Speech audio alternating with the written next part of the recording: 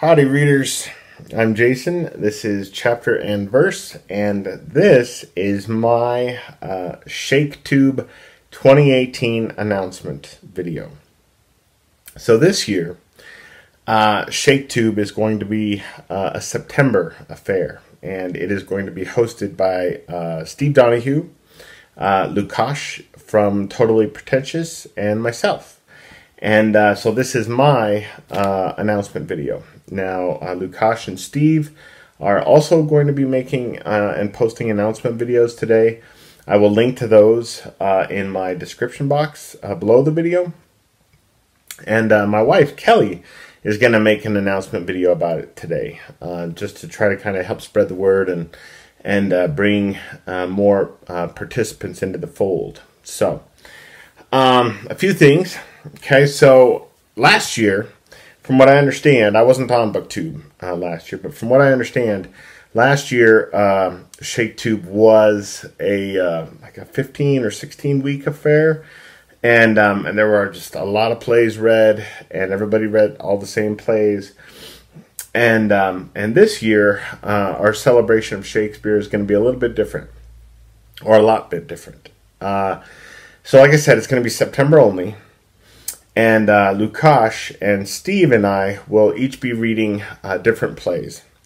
So the idea is that booktubers who are wanting to participate can kind of pick and choose which plays they want to do and which discussions they want to be part of, which plays they want to make videos on. So, for instance, somebody might want to do, one of the ones I'm doing, and one of the ones Lukas is doing, and two of the ones Steve is doing. Or one Steve play, two Lukas plays, two Jason plays. So people can read 4, they can read 2, they can read 6, they can read 7. They can read however many or however few of the Shakespeare plays being included this year as they want. So I will be leading discussions or hosting discussions on Titus Andronicus, the Merry Wives of Windsor, Midsummer Night's Dream, and the Tempest. Now, I own copies of A Midsummer Night's Dream and the Tempest, but I don't own copies of the other two plays. So I went to the library the other day to check out copies of Titus and the Merry Wives of Windsor. And while they had individual copies of almost all of Shakespeare's plays, they did not have individual copies of those. So I was forced to check out this ginormous edition of all of his plays. Yeah, it weighs about 15 pounds, could easily be used as a weapon under the right circumstances. So this is where I'll be reading Titus and the Merry Wives of Windsor. So again, in the description box below this video, I will have links to Lukas's announcement video, Steve's announcement video, and as well as my schedule for the plays, right? When I'm going to be putting up videos on each of the 4 plays I'm going to be doing. And participants basically should expect to make reaction videos and post their videos on or around the dates when the 3 of us will be putting our videos on those respected plays up. I would encourage everybody to participate, even if you just choose to read one of the plays we're going to be doing. I know that a lot of people feel kind of tremendous anxiety about Shakespeare, a lot of trepidation about reading Shakespeare. And I think that really comes from it being badly taught, frankly, in high school. It's taught by teachers, in a way that doesn't appreciate the energy of the language and the complexity of the thought in the plays. And it almost feels like when it's taught in high school that the teachers resent having to teach it as much as the students resent having to learn it. And so as a result, most people leave high school hating it. Like, they never want to go near it again, which is a shame, because he was the great writer in the English language of all time. You can read a Shakespeare play again and again and again and take something new from it every single time. And not just something new, but something beautiful and rich and valuable and in some cases, life-changing. The work is just, it really is magnificent. I haven't read all of his plays, but I've read probably 2/3 of them. I took every Shakespeare class in college I could kind of get my hands on. So I would say, try not to be afraid. A couple of tips for kind of working your way into the plays. If you can find a film adaptation of the play that you're wanting to read, or a filmed version, it might be helpful to watch that beforehand, because if you're familiar with the story of what happens in the play, the language somehow seems less intimidating, I think.